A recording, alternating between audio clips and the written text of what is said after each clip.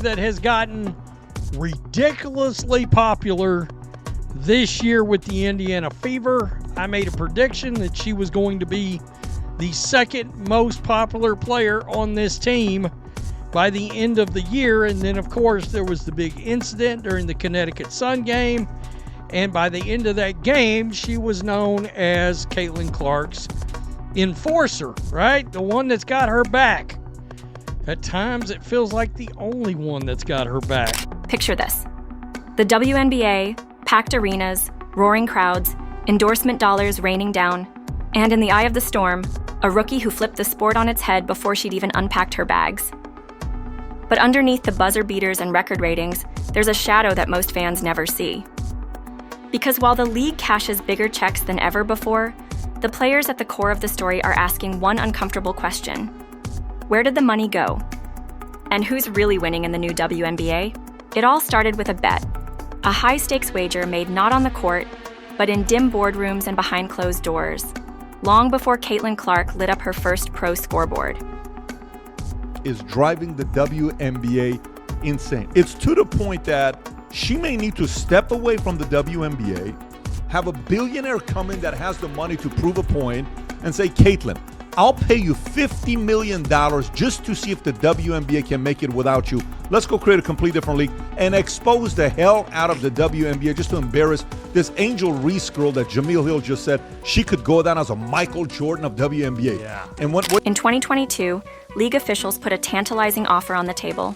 $75 million in new funding, straight from Hollywood execs, NBA titans, even former presidents.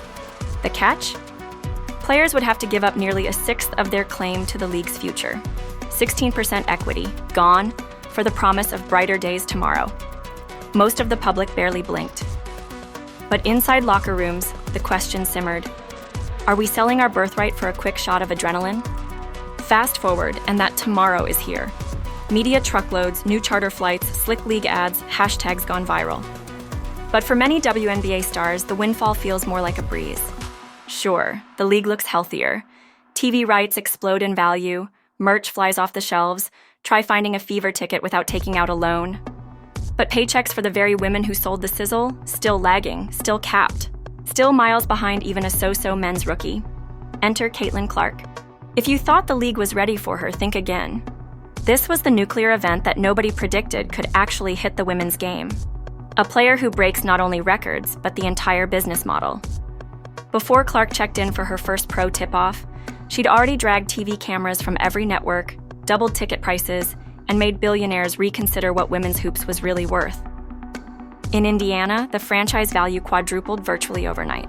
A $340,000 rookie contract, $76,000 her first year, a number so low you'd double-check the math, while every arena she visits needs extra security just to corral the mobs.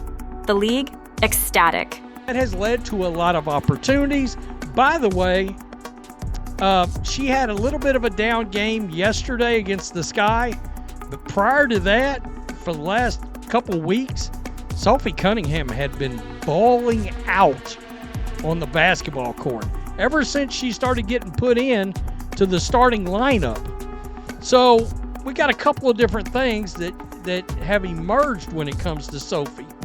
Number one, let's start with what happened yesterday, because she has gone viral, all right? She's gone viral over hot girls eat Arby's. The accountants, speechless, but other players, still waiting for a miracle of their own. Meanwhile, Clark isn't just a highlight machine, she's a lightning rod. She walks onto the court and the circus follows. Elbows thrown, crowds chanting, refs letting her get manhandled like it's part of the show. Every game is a gauntlet. Fans see it. The Fair Play crew might hide behind rule books, but Clark's game film is more like a reel from Fight Club. One clear out, forearm shiver at a time, and through it all, she just keeps shooting, keeps scoring, keeps winning. The audience loves it. The league cashes the checks. The old guard, and sometimes even her own teammates, are left juggling admiration and envy.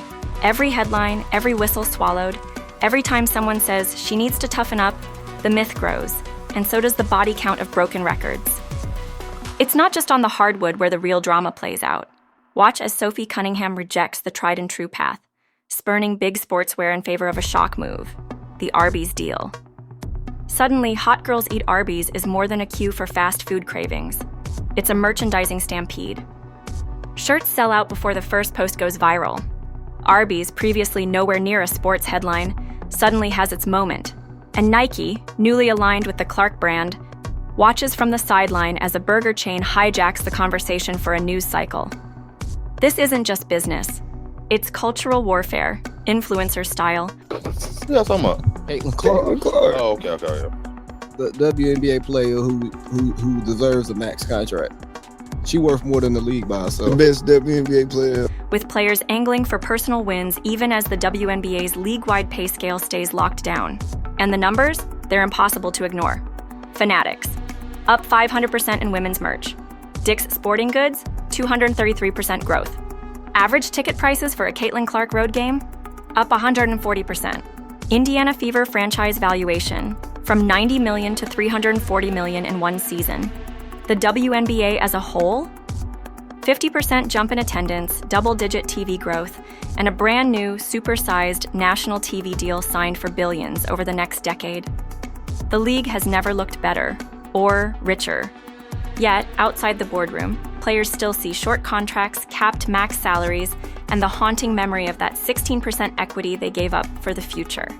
Let's talk deals for a second. When Nike inks Caitlin Clark to an unprecedented $28 million 8-year deal, social media erupts. Some veterans... So her rookie contract is for 4 years, just under $340,000. From the entrepreneurship perspective, last year she made over $3 million as a collegiate athlete. In sponsorship, right? NIL. And so this makes me think about the fact that there are a lot of people building brands and influence online, and they don't all aspire to be owners of companies, but they do desire to work for organizations and leaders. But what I see when I see those numbers, I see failed leadership of the WNBA. That's what I think. Yeah, and you're talking about her income? Yeah. Yeah, like they couldn't even get her above $500,000. Quietly grumble. How did a rookie fresh out of college land a contract that dwarfs what 10-year pros are getting? The truth is brute. The market rewards impact, and Clark's impact on league revenue, on cultural relevance, came like a tidal wave, washing over old business logic. Rival players look on, some inspired, others quietly simmering. The debates spill into post-game comments, into reporters' questions, into locker room chat. Should the league do more for veterans? Is the newfound fortune actually trickling down, or are franchises and brands just scooping the cream while everyone else hopes for a spoonful? For the league office, it's expansion and ratings headlines all day. New owners, new markets, more teams promised, and televised games going from near blackouts to prime time. But if you listen carefully, behind every official press release, you'll catch the growing murmur, when's the player payday coming? The ones who gave up equity, future stake in a billion-dollar league, are still balancing day jobs and endorsement side hustles. Every time a highlight of Clark breaking free goes viral, or another Hot Girls Eat Arby's clip trends, it shines a spotlight on what's changed and what hasn't. Meanwhile, Clark keeps rising. She doesn't wait for things to be fair. She doesn't dwell on the beatings or the snubbed calls. Instead, she wrings every drop of opportunity out of this moment, for herself, for her team, and for a league that just can't quit cashing in on her stardom. The bruises become fuel, the attention turns to capital, and literally every game she plays is both a box office smash and a masterclass in leveraging hype. She's not just playing basketball, she's bending the sport into viral gold. Everywhere you look, the contradictions pile up. Watch as crowds treat every Clark road trip like a tour stop from Taylor Swift. Listen to commentators scramble for metaphors because rookie revolution just isn't enough. Online, fans pick apart every missed foul call, every bump, every rumor about locker room politics. Some fans think Clark gets too much attention, as if the problem... You see her Caitlin contract? I heard about it today. 300 is crazy. She making $76,000 a year. I would think people break it down. First of all, they said the one she making $77,000 a year. They said James Harden got fined 100. But though, Somebody got lied. what is they season? 4 months?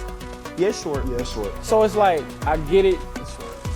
4 months you making $76,000. It ain't just terrible, but for her, it's bad. Like, But it's terrible. I think, and it's more, Cause we've been knowing it's been bad. With the WNBA is too many people caring. But anyone old enough to remember half-empty gyms knows the truth. You don't stifle a superstar, you build a league around her. Still, the league's bigger questions don't go away. WNBA owners, flush with new money, talk growth, while trade unions whisper about pay gaps that still yawn wide. That $75 million in future money, the 16% equity buyout, most fans think it went to flights, facilities, glossier social feeds. But the reality bites. Core salaries are still slow to catch up, and each new superstar is another reminder that promote the league can't be league code for wait your turn. The stakes are only getting higher. As more brands pile in, Nike, Gatorade, fast food chains trying for a piece, every move these players make is amplified. The next CBA will be a battle, with rookies like Clark and vets alike. WNBA will make $1 billion this year. But that's okay. Overall merchandise sales by Fanatics grew since Caitlin Clark's been in the league. It's grown by 500%. Overall sales of merchandise from Dick's Sporting Goods has grown to 233%. Fever's net value went from $90 million to $340 million. Average price of games jumped by 140% if Fever play on the road. No other teams, just a Fever. Good. Overall, good. Like WNBA attendance has grown by 50%. Thank you. The WNBA signed an 11-year TV deal worth $2.2 billion and prompted league expansion to 15 teams by 2028. So it's not like coming with questions much sharper than how was the game? The league's richer than ever, but that also means the pressure is building. You can only sell the future for so long before someone asks for their slice today. And so we watch. The league is on fire, sometimes literally in the case of social media arguments, and the whole world is finally tuning in.